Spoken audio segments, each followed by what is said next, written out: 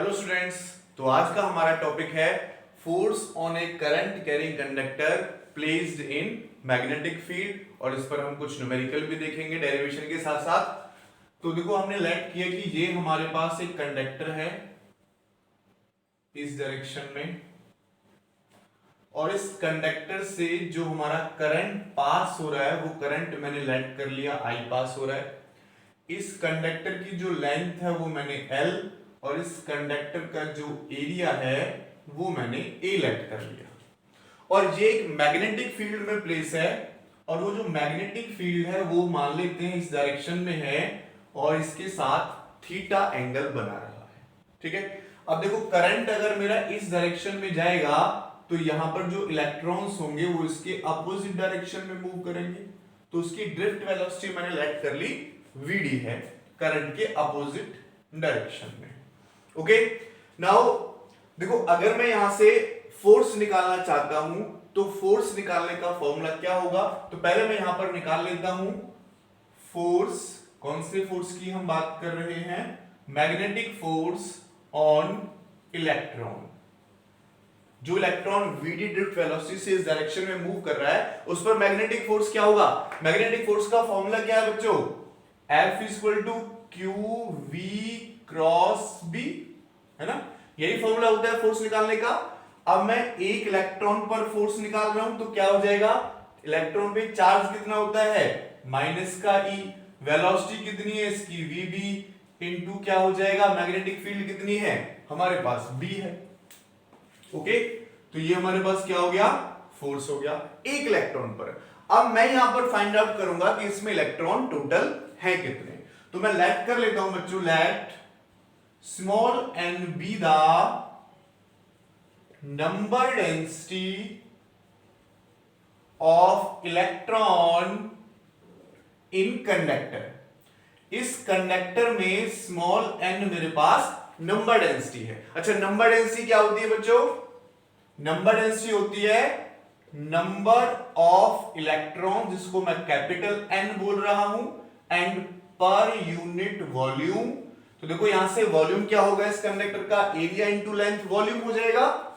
तो हमने लिख लिया एरिया इंटू लेंथ। अब देखो, यहां से अगर मैं नंबर ऑफ इलेक्ट्रॉन निकालूं कैपिटल N, तो वो किसके इक्वल हो जाएगा? इसकी क्रॉस मल्टीप्लिकेशन इसके साथ हो जाएगी। तो क्या लिख देंगे? NaL। इतने नंबर ऑफ इलेक्ट्रॉन्स हुए। अब एक इलेक्ट्रॉन पर फोर्स कितना है? इतना। तो इतने पर फोर्स कितना होगा? N से मल्टीप्लाई हो जाएगा। तो total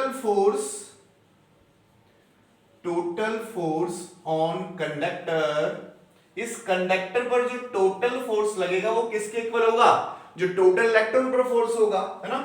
force on total electrons. Okay, force on total electrons. तो टोटल फोर्स अगर मैं निकालता हूं, जिसको मैं स्मॉल f से नेम दे देता हूं, तो क्या हो जाएगा? Number of electron into force on one electron. ठीक है, यहां वैल्यू पुट करते हैं। F is equal to number of electron कितने हैं? NaL इंटू Fe कितना है? Fe देखो ऊपर से पुट कर सकते हैं। ठीक है, वेक्टर फॉर्म में ले लेते हैं इसको। तो क्या हो जाएगा? अगर मैं Fe की वैल्यू पुट करूं तो minus E VD cross B। Okay okay, देखो रिलेशन हमने पढ़ा था एक रिलेशन हमने पढ़ा था I equal to NaEVD। Electron पर माइनस का चार्ज है तो उसको मैं माइनस का लिख सकता हूं। इलेक्ट्रॉन पर माइनस का चार्ज है तो मैंने क्या किया बच्चों? यहां पर माइनस का लगा दिया। देखो NaEVD, VD सफिक्स में है तो किसके इक्वल है? ये I के इक्वल है। तो यहां पर देखो NaEVD किसके इक्वल होगा? I के इक्वल होगा। तो यहां से मेरे पास जो फोर्स बचेगा इस पर, वो फोर्स कितना हो जाएगा? NaEVD, और माइनस का है तो यहां से मैं इसको लिखूंगा I and L cross B। ये मेरे पास क्या हो जाएगा? मैग्नेटिक फोर्स हो जाएगा इस कंडक्टर पर। L के साथ B को क्रॉस क्यों किया? क्योंकि देखो, L लेंथ और मैग्नेटिक फील्ड के बीच में ये एंगल बन रहा है, ध्यान रखना है। अच्छा, डायरेक्शन में भी ये ध्यान रखना है। आगे अगर हमें टॉर्क वाला डेरिवेशन यहां पर कराऊंगा तो उसमें भी ध्यान रखना है कि लेंथ कौन सी लेंगी? यानी एल की डायरेक्शन क्या लिया जाएगा, करंट की डायरेक्शन होगी। एल की डायरेक्शन क्या होगी, जो करंट की डायरेक्शन होगी उधर ही एल की डायरेक्शन यहां पर हम कंसीडर करके चलेंगे। तो मेरे पास फोर्स निकल के आ गया वेक्टर फॉर्म में। अगर इस वेक्टर को मैं ओपन करता हूं तो यहां से बच्चों मेरे पास फोर्स हो जाता है I L B sine theta.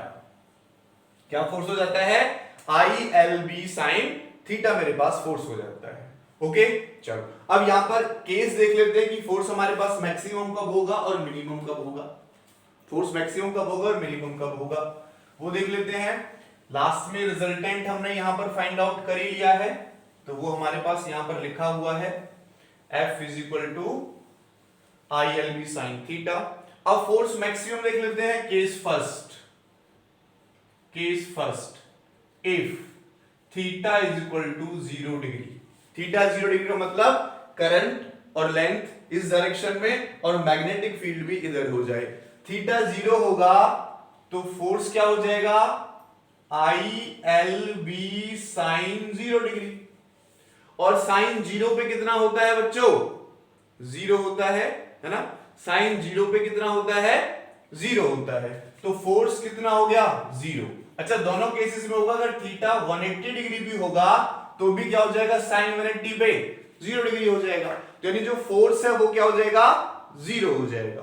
Clear. अगर मैग्नेटिक फील्ड करंट की डायरेक्शन में है या करंट के अपोजिट डायरेक्शन में है तो हमारे पास जो टोटल फोर्स आएगा वो क्या आएगा, 0 आ जाएगा।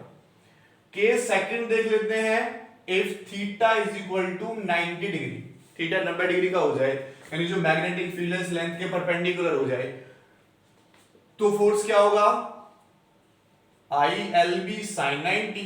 और साइन 90 पे क्या होता है, 1 होता है। तो इस केस में फोर्स क्या हो जाएगा, मेरे पास मैक्सिमम हो जाएगा, जो किसके इक्वल आएगा बच्चों, आई एल बी के इक्वल आएगा। ओके किसके इक्वल आएगा, आई एल बी के इक्वल आएगा। चलो एक न्यूमेरिकल देख लेते हैं इस फॉर्मूले पर। इस फॉर्मूले को मैं यहीं पर लिखा रहने देता हूं। एक न्यूमेरिकल देख लेते हैं बच्चों, काफी अच्छा न्यूमेरिकल है, करने में आपको मजा आएगा। ये हमें एक राइट एंगल ट्राइंगल दे रखी है और ये एक 53 डिग्री का एंगल दे रखा है और ये 3 मीटर की लेंथ दे रखी है यहां से यहां तक। जो मैग्नेटिक फील्ड है वो इस टाइप से मैग्नेटिक फील्ड की डायरेक्शन है। करंट जो फ्लो हो रहा है यहां से इस टाइप से करंट फ्लो हो रहा है। आपको जो फाइंड आउट करना है वो निकालना है, find the force on each arm of the triangle. इसको मैं नेम दे देता हूं ए बी सी। क्या क्वेश्चन है, find the force on each arm. ये हमारे पास क्वेश्चन है, हर एक आर्म पर फोर्स निकालना है। ओके चलो मैं ए बी पर फोर्स देख लूं। First part force on A B मैं यहां पर देख लेता हूं। फोर्स ऑन ए बी क्या होगा, देखो फोर्स निकालने का फॉर्मूला क्या है, I L B sine theta. तो लिख लेते हैं I L B sine theta. ठीक है वेक्टर हटा देते हैं। आई, अब करंट की वैल्यू आई, यानी आई मुझे गिवन नहीं है, मैं अपनी तरफ से आई की वैल्यू भी ले लेता हूं 5 एम्पियर। क्वेश्चन में गिवन है लेकिन मैं लेना भूल गया, तो 5 एम्पियर ले लेते हैं। इसकी वैल्यू कितनी हो गई, 5 एम्पियर। अब मुझे एल की वैल्यू चाहिए, तो एल की वैल्यू कितनी है, ये यहां से यहां तक लेंथ गिवन नहीं है लेकिन ये कितना है, 3। ये 3 है तो हम यूज कर सकते हैं, देखो ये हमारे पास है परपेंडिकुलर, ये बेस है, तो ए बी अपॉन बेस यानी परपेंडिकुलर अपॉन बेस किसके इक्वल होगा, tan थीटा के इक्वल होगा। और tan थीटा कितना है हमारे पास, tan 53 डिग्री है। तो ए बी में यहां से निकालूं तो 3 इंटू tan 53 डिग्री। तो tan 53 की अगर वैल्यू निकाली जाए तो tan 53 की वैल्यू कितनी होती है बच्चों, 4/3। ठीक है तो यहां से कटेगा, ये कितना हो जाएगा, 4 हो जाएगा। वैसे भी देखो मैं आपको बताते हुए आया हूं कि अगर ये 53 का एंगल है तो अंडरस्टूड है, इटसेल्फ अंडरस्टूड है कि ये 3 होगा, ये 4 होगा और बड़े वाला 5 होगा। अगर ये 53 एंगल है तो सामने वाला बड़ा यानी 4 होगा, ये 3 होगा, ये 5 होगा। अंडरस्टूड है पहले से मैं आपको बता दे आया हूं, तो ये 4 अंडरस्टूड हो जाएगा, ये 5 अंडरस्टूड हो जाएगा। ऐसे निकालोगे तो भी हमारे पास वैल्यू निकल कर आ जाएगी। तो 5 इंटू 4, और मैग्नेटिक फील्ड बी की वैल्यू भी हमें गिवन है 1 टेस्ला, इसको भी हम यूज कर लेते हैं। तो क्या हो जाएगा 1 इंटू एंड साइन 90 डिग्री, क्योंकि मैग्नेटिक फील्ड देखो इधर और इसकी लेंथ कहां है इधर, तो एंगल कितना बना, साइन 90 डिग्री का हमारे पास ये बना। तो इसको सॉल्व कर सकते हैं। साइन 90 पे कितना होता है 1, तो 5 2 जा 20, मेरे पास आंसर निकल के आ गया 20 न्यूटन। नाउ सेकंड पार्ट में यहां पर देख लेता हूं। सेकंड पार्ट में कह रहा है कि फोर्स ऑन बीसी निकालें, तो फोर्स ऑन बीसी देख लेते हैं। फिर से वही फॉर्मूला ILB साइन थीटा, लेकिन यहां पर देखो ILB साइन 0 डिग्री आ रहा है ना। इधर मेरे पास करंट की डायरेक्शन लेंथ, और करंट की डायरेक्शन में लेंथ होगी तो L इस डायरेक्शन में है और मैग्नेटिक फील्ड इस डायरेक्शन में, तो कितना एंगल बनेगा 0। साइन 0 पे क्या होता है 0, यानी इस वाली आर्म पर कोई फोर्स नहीं लगेगा। ठीक है, फोर्स क्या हो जाएगा 0।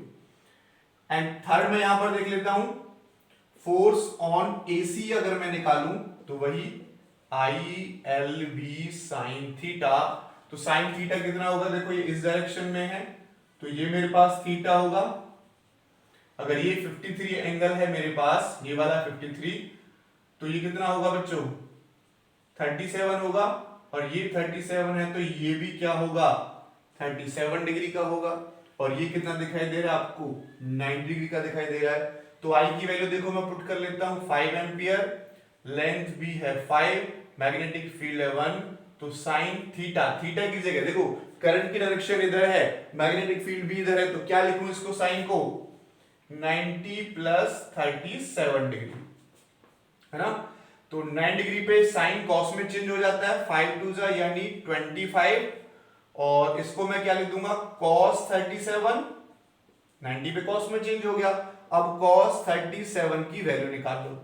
अगर ये 53 है तो ये टोटल एंगल कितना होगा 37, और cos 37 निकालें तो बेस अपॉन हाइपोटेन्यूज, तो सामने वाला परपेंडिकुलर होता है और साथ वाला बेस होता है, तो बेस कितना है 4, हाइपोटेन्यूज कितना है 5 है, तो क्या लिख देंगे 4/5, तो 5 से कटेगा 5 बार, और 5 से 4 को मल्टीप्लाई करेंगे 20 न्यूटन हमारा यहां से आ जाएगा। ओके।